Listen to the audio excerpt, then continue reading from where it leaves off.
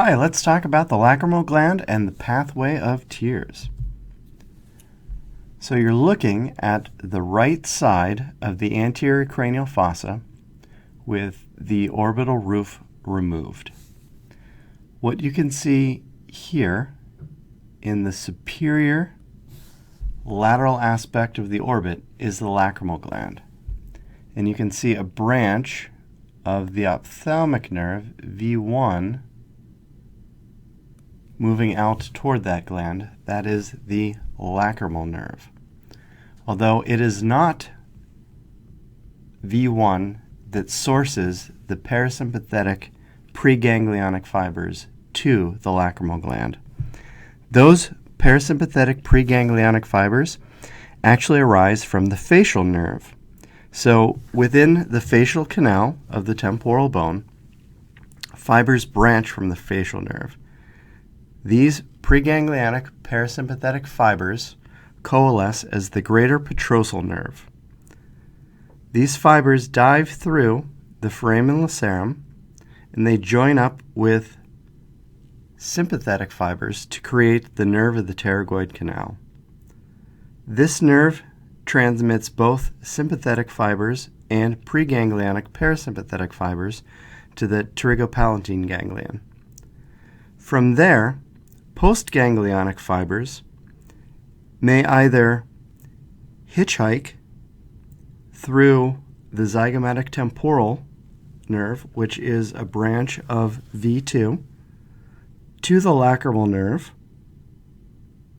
which then is carried to the lacrimal gland, or those postganglionic parasympathetic fibers can hitchhike along the zygomatico-temporal nerve directly to the lacrimal gland. The prior pathway involving the lacrimal nerve is the classical pathway. The new pathway that does not involve the lacrimal nerve is the most frequent pathway that postganglionic parasympathetic fibers take.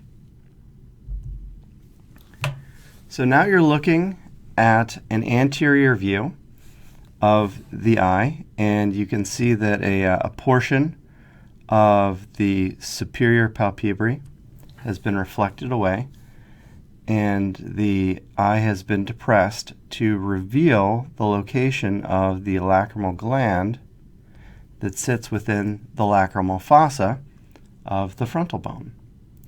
So tears are secreted from this lacrimal gland into the conjunctival sac.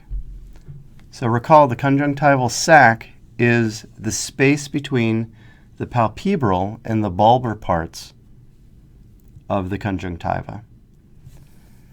So tears will wash over the eye, and they're transmitted toward the medial canthus in a region known as the lacrimal lake, which I've just outlined. Sitting adjacent to that lacrimal lake are elevations,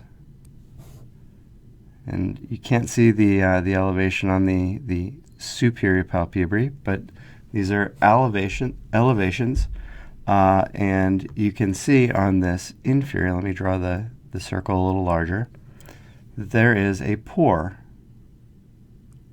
These pores are the lacrimal puncta, and they lead to smaller canals, the lacrimal canaliculi, which are going to conduct the tears along the edge of the palpebrae back toward a lacrimal sac.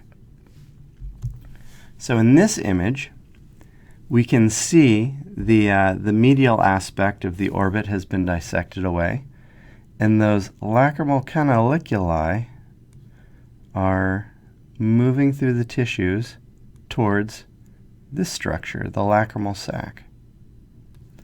That lacrimal sac comes into contact with fibers from orbicularis oculi And that's the lacrimal part of orbicularis oculi, such that when those fibers contract, they squeeze the sac, and when they relax, that sac then has a little bit of suction pressure, which helps to draw the tears towards the lacrimal lake and the lacrimal puncti.